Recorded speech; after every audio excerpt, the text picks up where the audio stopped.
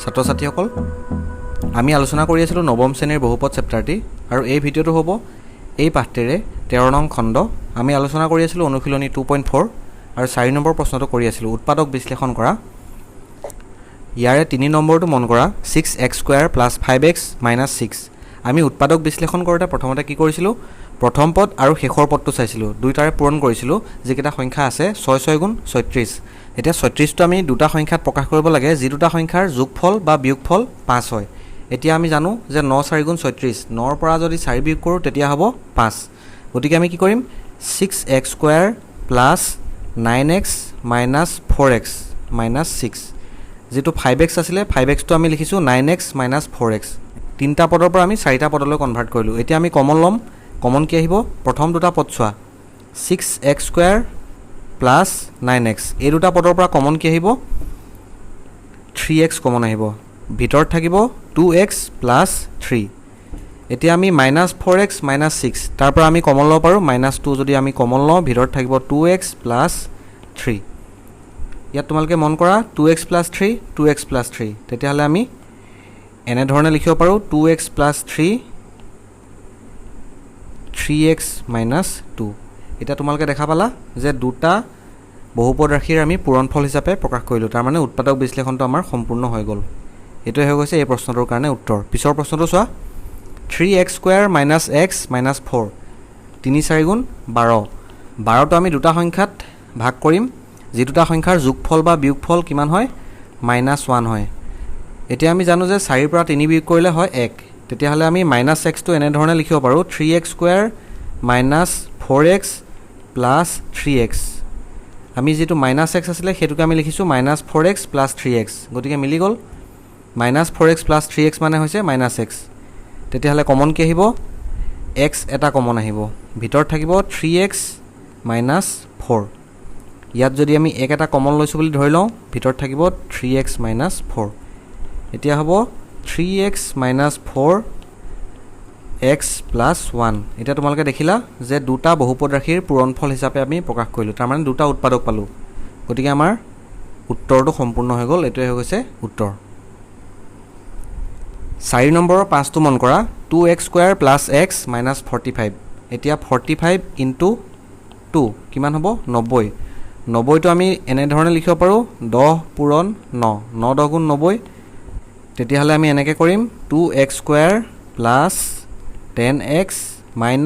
9x - 45 10x - 9x মানে হৈছে +x তেতিয়াহ'লে কমন কি আহিব 2x এটা কমন আহিব ভিতৰত কি থাকিব x + 5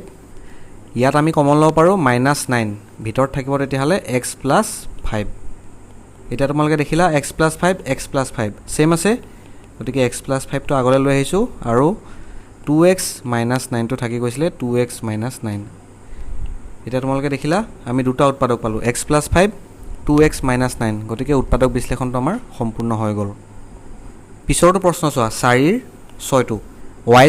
+ 18y + 65 এতিয়া y ৰ আগত কি সংখ্যা আছে 1 আছে গতিকে 1 × 65 মানে হৈছে 65 65টো আমি লিখিব পাৰোঁ 5 পূৰণ 13 5 13 65 তেতিয়াহ'লে আমি এইটো এনেধৰণে লিখিব পাৰোঁ y² + 13y + 5y + 65 13y + 5y মানে 18y কমন আহিব y ভিতৰত থাকিব y + 13 ইয়াত কমন আহিব 5 ভিতৰত আহিব y + 13 এতিয়া y + 13 y + 13 আমাৰ মিলি গ'ল তেতিয়াহ'লে y + 13টো আমি আগলৈ লৈ আহিছোঁ আৰু থাকি গ'ল y + 5 গতিকে দুটা বহুপদ ৰাশিৰ পূৰণফল এইটোৱে হৈছে উৎপাদক বিশ্লেষণ পিছৰ প্ৰশ্নটো চোৱা p² + 14p + 13 এইটো আমি কি কৰিব পাৰোঁ p² + 13p + p + 13 13p + p তাৰ মানে হৈছে 14p প্ৰথম দুটা পদ চোৱা কমন কি আহিব p ভিতৰত থাকিব p + 13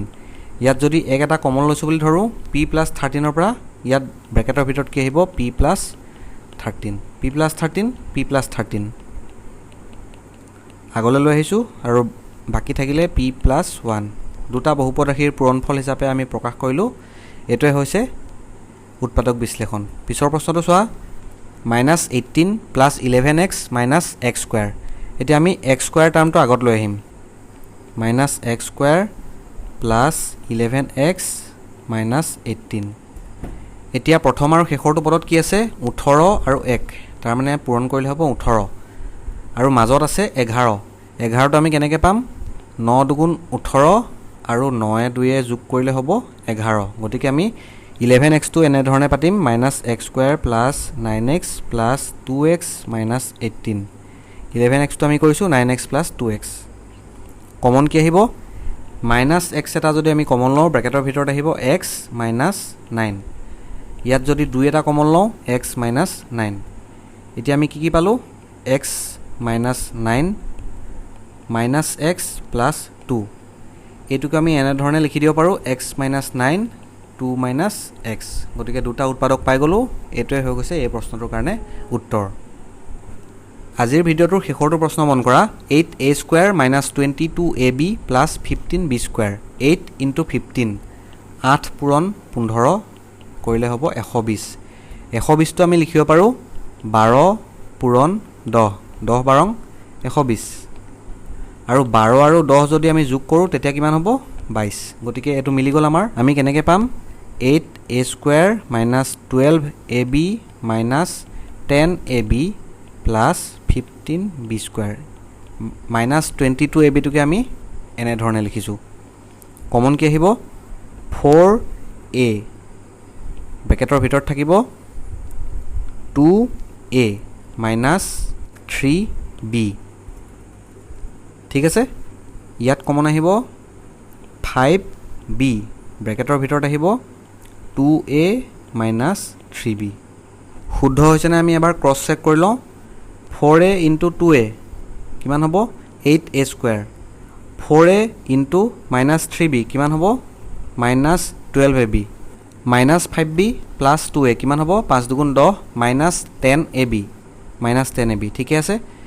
minus 5b minus 3b মাইনাছে মাইনাছে প্লাছ প্লাছ 5 3 গুণ 15 15b square plus 15b square তাৰমানে আমাৰ কাৰেক্ট হৈছে গতিকে আমি নেক্সট ষ্টেপলৈ আগবাঢ়িব পাৰোঁ 2a minus 3b 2a minus 3b তেতিয়াহ'লে আমি দুটা উৎপাদক পাই যাম এটা হ'ব 4a মাইনাছ 5b এটা উৎপাদক হ'ব 2a মাইনাছ 3b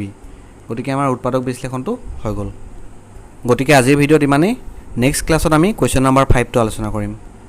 যদি ভিডিঅ'টো ভাল পালা লাইক কৰিবা শ্বেয়াৰ কৰিবা আৰু চেনেলটো ছাবস্ক্ৰাইব কৰিবলৈ নাপাহৰিবা ভিডিঅ'টো ইমান সময় চাই থকাৰ বাবে ধন্যবাদ